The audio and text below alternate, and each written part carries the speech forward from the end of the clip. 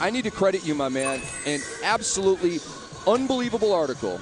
A day or two after LeBron told the world he was going down to Miami, you broke the whole thing down, going back in time, tracing back to 2007 and just stuff that led to LeBron's departure from Cleveland down to Miami. And let's begin there.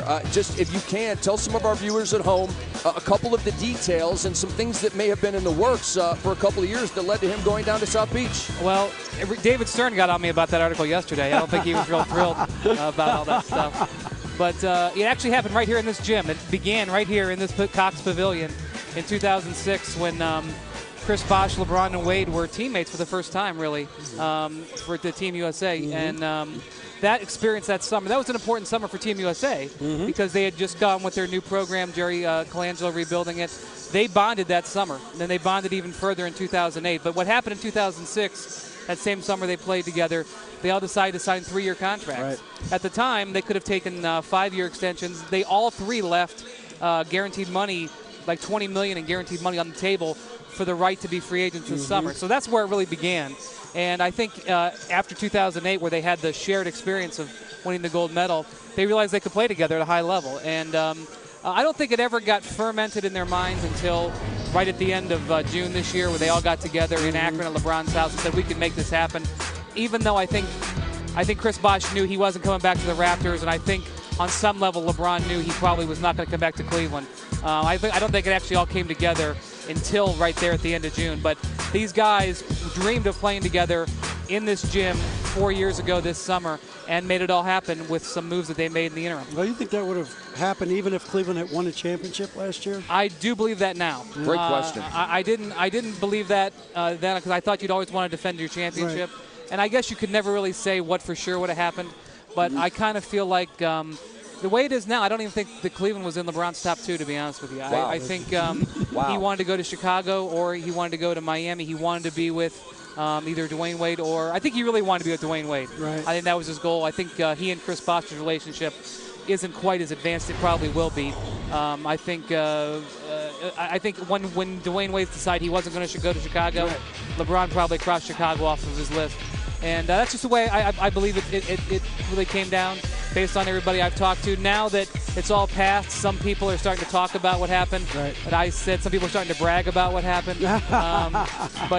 Really, you got to hand it to Pat Riley of the Miami Heat. He did all this research, saw this potentially to come together, and he pulled it off. You got to give him credit for it.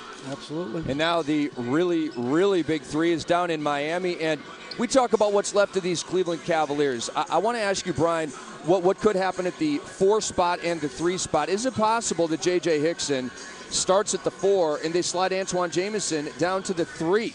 Do you see that as a way that they could go this year? I think that's what they're looking at right now. I don't think this Cavaliers team is going to be what you win the fall, what it looks like right now. I actually believe that they're going to try to go ahead and rebuild it all together, and that may even include trading Mo Williams. It may include looking around the market for Antoine Jamison, although I don't think he's really tradable at this point. But I do believe you will see the lineup at the end. I think you'll see if these guys stay together, Antoine Jamison at the 3, J.J. Hickson at the 4, and Anderson Varejao at the 5. And J.J., you're going to see today, I believe, is really going to try to show off. He's in the starting lineup here. Yeah, he's going to start, and he's going to start showing his jump shot off. He's been working real hard on his jumper. They have a trade exception now, obviously, with the LeBron deal. Will they use it much like Phoenix has used it, much like Utah has used it? You know, I think they're going to more towards what the Oklahoma City Thunder have done, which is take the trade exception and try to look for an opportunity down the line. I don't think they're going to be aggressive with it. Frankly, DA, and you know this, they probably could have gotten to the bidding for Al Jefferson. I think that they'd be more I think that the fact that the Cavs, they talked to the Wolves about it, they sort of got the feel for the market, and they backed out of it. And they let the Mavericks and Jazz, they had the same trade exception basically as these other teams did. And I think that's sending a message. I know Dan Gilbert, his letter, which is now infamous, he said the Cavs were going to try to win a title before the Heat. I think everyone's come to their senses a little bit. I think they're going to take a step back. This may not be what the fans want to hear. Right. And they certainly haven't announced this. This is just me from doing my reporting, talking to people across the league. I think they're going to take a step back and attempt to rebuild, and that's going to include holding on to that trade exception and seeing where they can use it to maybe pick up multiple players, draft picks. One of the things that spurred the Oklahoma City Thunder was doing a sign and trade of Rashard Lewis when he was with Seattle Supersonics. They ended up turning that trade exception into a couple of first-round picks. They parlayed those picks into other things, and they rebuilt through the draft. And if you look at the 2 successful stints the Cavs have had in their history, late 80s and early 90s, and this last 7 years, it was Brad Daugherty, Mark Price, Ron Harper. That was through the draft. Right. LeBron James through the draft. Anderson Varejao through the draft. So I think that's the way they're going to have to go.